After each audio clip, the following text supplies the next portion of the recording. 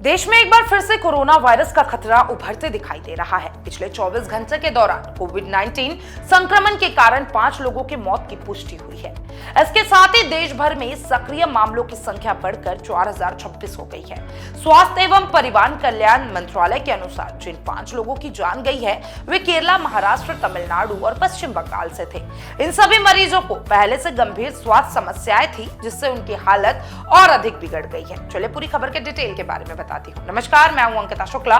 स्वागत है आपका चैनल फॉर न्यूज इंडिया में। राज्य में बढ़ते केस और उनकी मौतें। देखिए, दिल्ली, महाराष्ट्र, केरला, तमिलनाडु जैसे राज्यों में संक्रमण की गति तेज हुई है। अकेले केरल में इस समय 1416 मरीज सक्रिय है, जबकि महाराष्ट्र में 454, गुजरात में 357, पश्चिम बंगाल में 362, दिल्ली में 353 और कर्नाटक में 311, तमिलनाडु में 215, उत्तर प्रदेश में 138 एक्टिव मामले सामने आए हैं।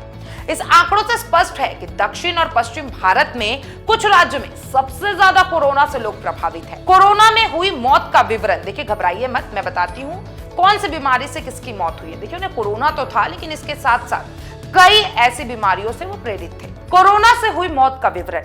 केरला में एक 80 वर्षीय बुजुर्ग की मौत हुई है, जो गंभीर निमोनिया और तीव्र श्वसन संकट सिंड्रोम यानी कि ARDS के साथ साथ मधुमेह और उच्च रक्तचाप और कोरोनरी धमकनी रोग जैसे गंभीर बीमारियों से पीड़ित थे। तमिलनाडु में टाइप 2 डायबिटीज और पार्किंसंस से जूझ रही 59 वर्षीय महिला की कोविड से मौत हुई है। पश्चिम बंगाल में एक 43 वर्षीय महिला की मृत्यु हुई, जो तीव्र कोरोनरी सिंड्रोम, सेप्टिक शॉक और एक्टिव किडनी फेलियर से क्षतिग्रस्त थी। महाराष्ट्र में 2 मौतों की खबर है।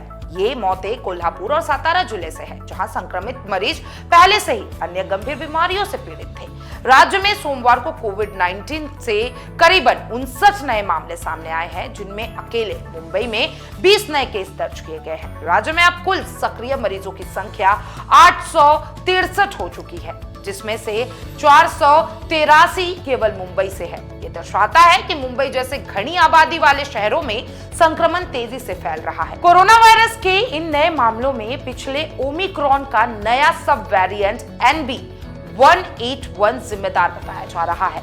Indian council of medical research यानी कि ICMR ने इस नए वेरिएंट की पुष्टि की है। वैज्ञानिकों का कहना है कि यह वेरिएंट अत्यधिक संक्रामक है, लेकिन गंभीर बीमारी नहीं पैदा करता है। इससे संक्रमित लोगों में ज्यादातर हल्के लक्षण ही दिखाई दे रहे हैं। इस वेरिएंट के सामान्य लक्षणों में बुखार, खांसी, गले में खराश, थकावट, सिर दर्द, शरीर में दर्द, नाक बहना और भूख न लगना शामिल है। इन लक्षणों के कारण इसे मौसमी फ्लू जैसे माना जा रहा है, लेकिन इसका प्रसार तेजी से होने के कारण स्वास्थ्य तंत्र ने अलर्ट जारी कर दिया है।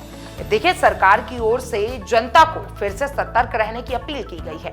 विशेषकर बुजुर्ग, बच्चे और पहले से बीमार लोगों को अतिरिक्त सावधानी बरतने की सलाह दी गई है।